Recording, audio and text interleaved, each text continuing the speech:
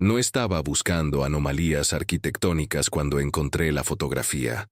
Era una tarde de martes, buscando imágenes del centro histórico de Filadelfia para un proyecto completamente distinto, cuando apareció ante mí una imagen catalogada en los archivos digitalizados de la Biblioteca del Congreso, fechada el 14 de septiembre de 1863.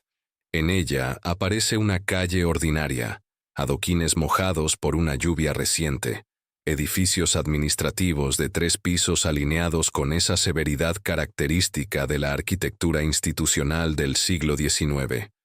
Pero lo que me detuvo no fue la calle ni los edificios. Fue la puerta. Una puerta en el extremo derecho del encuadre, aparentemente de entrada trasera a un edificio que todavía existe hoy, todavía visible en esa misma esquina de la calle Walnut. La puerta medía, según pude calcular utilizando las proporciones conocidas del edificio y los ladrillos estándar de la época, aproximadamente 12 pies de altura. 12 pies. Un hombre adulto parado frente a ella apenas alcanzaba el panel central. Lo medí 3 veces utilizando diferentes puntos de referencia en la misma imagen. El resultado no cambió. Y la explicación que encontré en el catálogo decía simplemente que era un edificio de oficinas gubernamentales construido en 1847. Sin más detalles. Sin explicación sobre las dimensiones. Como si nadie hubiera notado algo extraordinario en esa entrada. Pero cuanto más profundizaba, más esa explicación comenzaba a colapsar. Porque esa fotografía no era un caso aislado. No era una anomalía arquitectónica local. No era un error de medición. No era una excentricidad de un arquitecto particular. Era parte de algo mucho más sistemático, mucho más distribuido, mucho más inquietante de lo que cualquier explicación convencional podría sostener. Comencé a rastrear imágenes similares de manera metódica, archivando cada fotografía datada entre 1850 y 1905, que mostrara personas junto a entradas de edificios institucionales en distintas ciudades de lo que hoy es territorio estadounidense. Los resultados, organizados cronológicamente, produjeron un patrón que simplemente no podía ignorar.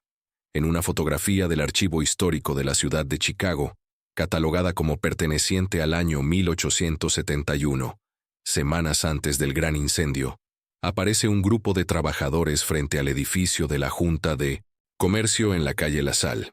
4 hombres de estatura adulta normal, calculada entre 5 pies y 6 pulgadas, y 5 pies y 10 pulgadas, según los estándares antropométricos documentados de la época, se ubican frente a una entrada lateral, cuya altura supera con creces sus cabezas en una proporción que no corresponde a ningún código constructivo posterior al año 1880. En Nueva Orleans, en el Archivo Histórico de Luisiana, existe una placa de vidrio sin restaurar, fechada aproximadamente en 1858, que muestra el vestíbulo interior de un edificio en el barrio francés, con columnas que alcanzan los 15 pies y puertas interiores en los pasillos secundarios, los pasillos de servicio, que superan los 11 pies. En Boston, en la colección digitalizada de la Sociedad Histórica de Massachusetts, hay una serie de fotografías del Faneuil Hall, tomadas entre 1865 y 1872, que muestran, en los corredores posteriores del edificio, marcos de puerta que ningún trabajador de la época habría necesitado para entrar cómodamente. En Savannah, Georgia, caminando hoy por el distrito histórico, puedes encontrar todavía edificios del período antebellum, con entradas laterales y traseras que mantienen proporciones similares, aunque muchas han sido modificadas, reducidas, rellenadas con ladrillos adicionales en la parte superior del arco, y esas modificaciones están, si sabes dónde buscar, claramente visibles en el patrón diferenciado de los ladrillos. El Archivo Municipal de Savannah conserva registros de renovaciones hechas entre 1885 y 1910, que describen estas modificaciones simplemente como adecuación a los estándares modernos de construcción, sin especificar cuáles eran los estándares anteriores, sin mencionar por qué los estándares anteriores diferían tanto. El patrón no está en una ciudad ni en una región. Se distribuye desde Maine hasta Florida, desde la costa atlántica hasta los registros más tempranos del territorio al oeste del Mississippi, y las fotografías se agrupan casi exclusivamente en el periodo comprendido entre 1850 y 1895, para luego desaparecer de forma abrupta de los registros visuales institucionales después de 1905. El año 1780 importa más de lo que la historia convencional reconoce. El 19 de mayo de ese año, un fenómeno que los registros de la época describen como el día oscuro, cubrió el noreste de América del Norte con una oscuridad total al mediodía, un oscurecimiento que ninguna explicación científica contemporánea ha podido atribuir satisfactoriamente a una causa única. Los colonos de Connecticut, Massachusetts y Nueva York describieron en diarios y correspondencia preservada en los archivos de la Sociedad Histórica de Nueva Inglaterra un cielo que se volvió negro antes de las 12 del día. Animales que regresaron a sus establos creyendo que era de noche, y una sensación generalizada de que algo fundamental había cambiado en el mundo. Ese evento de 1780 marca, para quien estudia la cronología de las anomalías que estoy describiendo, el inicio de un periodo de transformación que se extiende hasta aproximadamente 1850. Entre 1783 y 1785, erupciones volcánicas en Islandia y eventos atmosféricos no completamente documentados alteraron las temperaturas en el hemisferio norte de maneras que los registros agrícolas de la época reflejan con claridad. Entre 1785 y 1820 hay un período que los historiadores convencionales describen como de expansión y construcción institucional acelerada en las ciudades costeras de América del Norte. Un período en el que aparecen de la nada, en cuestión de décadas, edificios de una sofisticación arquitectónica que requeriría, según los métodos constructivos documentados de la época, muchas más décadas de trabajo. En 1820 comienza lo que podríamos llamar el período de la revisión sistemática. Los mapas que mostraban Tartaria como entidad geográfica identificada comienzan a ser reemplazados por ediciones que fragmentan ese territorio en denominaciones alternativas. En 1835, la Enciclopedia Británica modifica su entrada sobre Asia Central, de maneras que, comparadas con ediciones anteriores, muestran una revisión deliberada del vocabulario geográfico. En 1847, se consolida en los Estados Unidos un primer código de construcción estandarizado, que establece alturas de puerta de 8 pies como norma institucional. 8 pies. No 12. No 15. 8. Y ese cambio, esa reducción específica y documentable, coincide casi perfectamente con el momento en que las fotografías de entradas superdimensionadas en edificios existentes comienzan a mostrar, como fondo, los primeros rastros de modificaciones estructurales. El tiempo se alinea casi perfectamente. No cerca, no aproximadamente. Casi perfectamente. Si no estás familiarizado con Tartaria, es importante detenerse aquí, porque lo que voy a describir transforma completamente el contexto de todo lo anterior.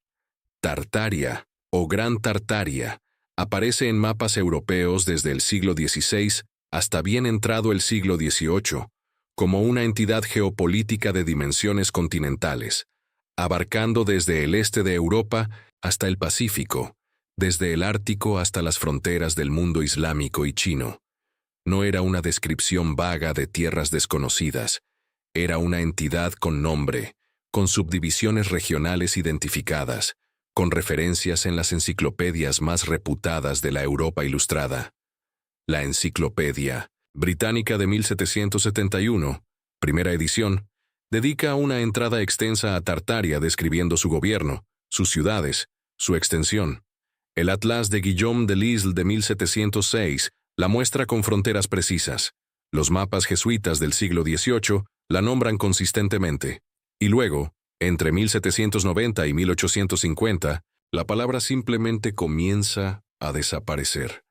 No rápidamente, no de una vez, sino sistemáticamente, deliberadamente, en una secuencia de revisiones cartográficas y enciclopédicas que requieren, para ser coordinadas a esa escala, una decisión institucional que trasciende cualquier nación individual. Esto no es cómo funcionaba el conocimiento cartográfico en el siglo XVIII.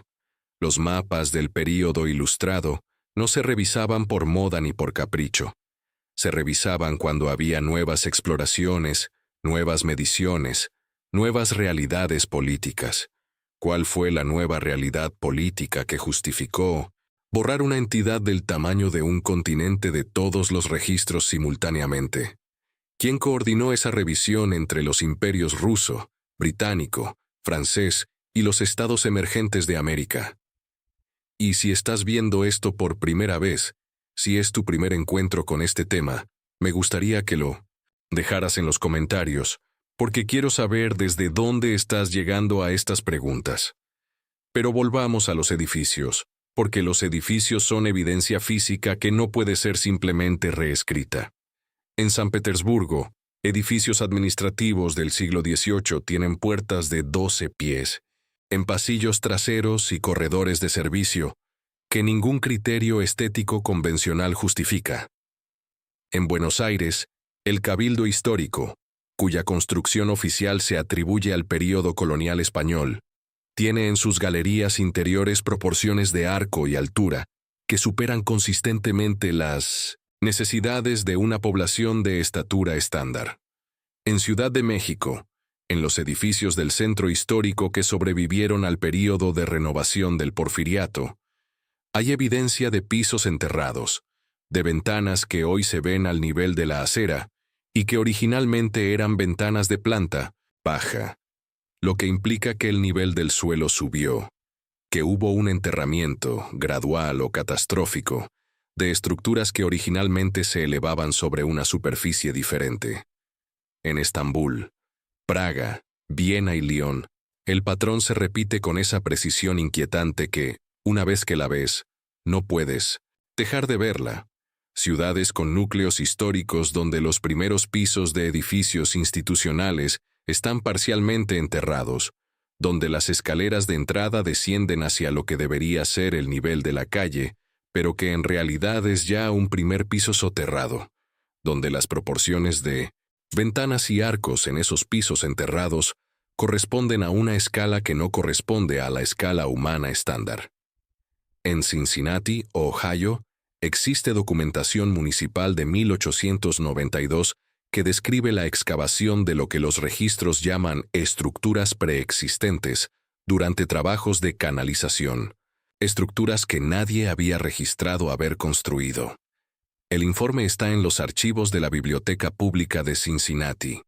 No ha sido ampliamente discutido. Y aquí está la parte más extraña, la parte que conecta la escala arquitectónica con algo que los registros históricos de prensa del siglo XIX documentan de manera extensa, y que luego, de forma igualmente sistemática, deja de ser documentado. Entre 1850 y 1895, los periódicos estadounidenses publicaron con regularidad reportajes sobre el descubrimiento de esqueletos humanos de dimensiones extraordinarias durante excavaciones agrícolas, mineras y de construcción. El diario The Illustrated London News del 4 de diciembre de 1856 publicó una descripción de restos encontrados en Virginia, con altura estimada entre 8 y 9 pies. El periódico The New York Times del 21 de mayo de 1871 describió el descubrimiento en Minnesintus, Wisconsin, de esqueletos de individuos cuya altura estimada superaba los 9 pies, con cráneos de proporciones fuera del rango estándar humano documentado. El Smithsonian American Ethnology Report de 1880 menciona el envío de restos similares para análisis institucional. El diario de San Francisco Chronicle del 12 de agosto de 1885 describió hallazgos en territorio del actual Nevada, que incluían no solo restos óseos, sino también herramientas asociadas de dimensiones consistentes con los individuos descritos. El periódico The Cincinnati Enquirer, en su edición del 3 de octubre de 1877, detalló el hallazgo de una llave de hierro de 5 pies y 2 pulgadas de longitud en Ohio, con patrones de desgaste en el extremo funcional que indicaban uso regular. No decorativa. No ceremonial. Funcional, con el desgaste específico de una herramienta utilizada repetidamente. Después de 1920, este tipo de reportajes simplemente desaparece de la prensa principal, no porque los hallazgos se detuvieran, sino porque la política editorial, de manera sincronizada en distintos periódicos de distintas regiones, dejó de considerarlos noticiables. No puedo probar definitivamente hacia dónde desaparecieron los restos enviados al Smithsonian Institution. Lo que sí está documentado, a través de investigadores independientes que han solicitado acceso a los registros de adquisiciones del período 1870-1920, es que existe una discrepancia entre los especímenes descritos en los reportes de recepción de la institución y los especímenes actualmente catalogados y accesibles. Esa discrepancia no ha sido explicada de manera satisfactoria por la institución. Los registros de varios museos estatales, incluyendo el Museo Peabody de Arqueología y Etnología en Cambridge, Massachusetts, y el Museo Field de Historia Natural en Chicago, contienen referencias a adquisiciones del período que no corresponden a objetos actualmente catalogados. Esto requeriría, para explicarse como supresión activa coordinada, la cooperación de múltiples instituciones a través de décadas y cambios de administración. Pero no, es supresión activa lo que estoy describiendo. Es algo más sutil, y por eso mismo más inquietante. Es borrado pasivo. Son preguntas que simplemente no se hacen. Son líneas de investigación que no se financian. Son tesis doctorales que no encuentran director. Es el silencio académico uniforme a través de continentes y culturas que, en sí mismo, cuando lo examinas con atención, se convierte en una forma de evidencia. He rastreado placas de vidrio fotográfico originales del período 1865-1900 y las he comparado con las versiones publicadas en reimpresiones posteriores. Los cambios en algunas de 1905, ellas son innegables. Figuras recortadas en los bordes, proporciones alteradas mediante el reencuadre, no en todas las imágenes, no de manera universal, pero en suficientes como para establecer un patrón que no puede atribuirse a deterioro o error técnico. ¿Y si los edificios no fueron construidos, por quiénes los heredaron? Esta es la pregunta que más me inquieta, y también la que más resistencia genera, porque implica algo que reorganiza completamente nuestra comprensión de la historia institucional de los últimos 200 años. Los registros de construcción de muchos edificios institucionales del siglo XIX son, cuando los buscas con atención, registros de inauguración, no de construcción. Hay placas dedicatorias, hay ceremonias de apertura documentadas, hay discursos preservados en los que figuras políticas inauguran edificios que, según la cronología oficial, deberían haber requerido décadas de obra para ser construidos en los años que se les atribuyen.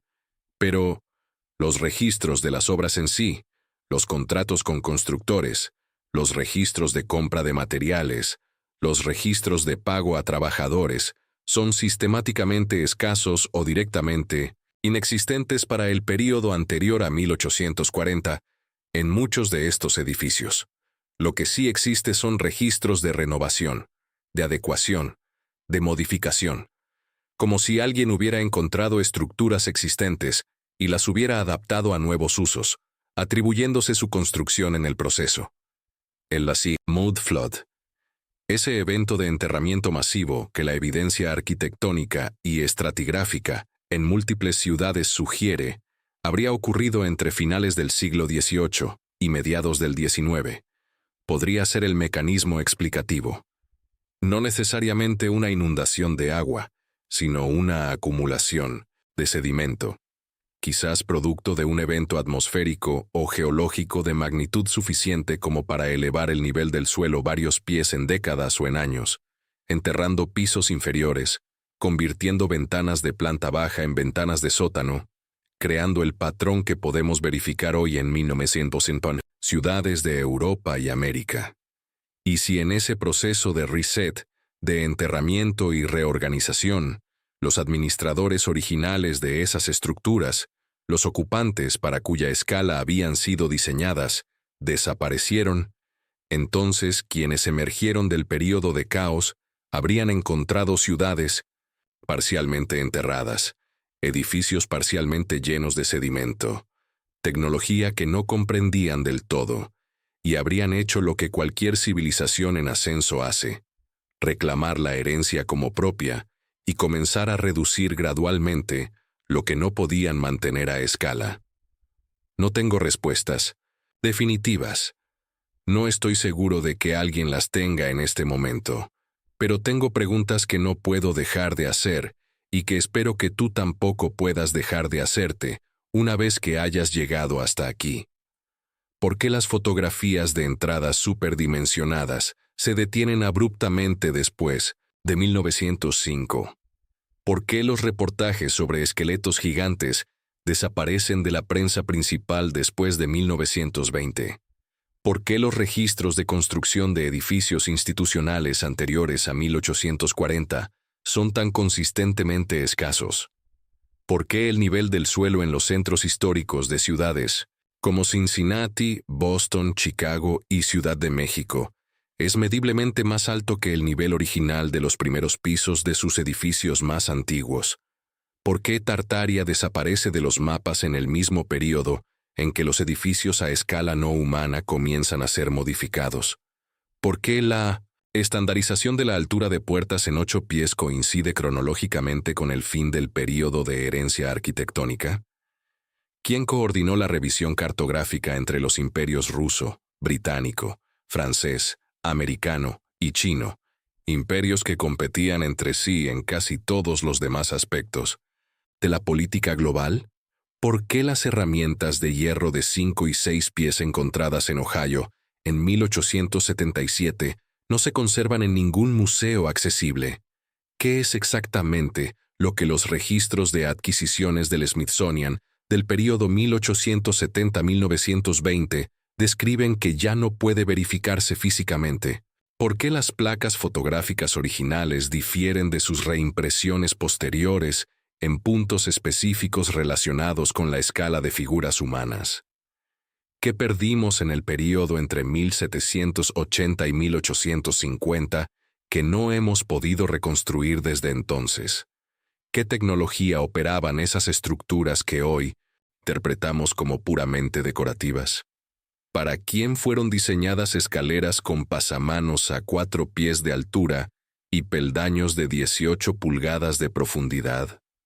Estamos caminando por ciudades que heredamos sin saber completamente de quién las heredamos, ni en qué condiciones se produjo esa herencia. Los edificios son todavía físicamente verificables.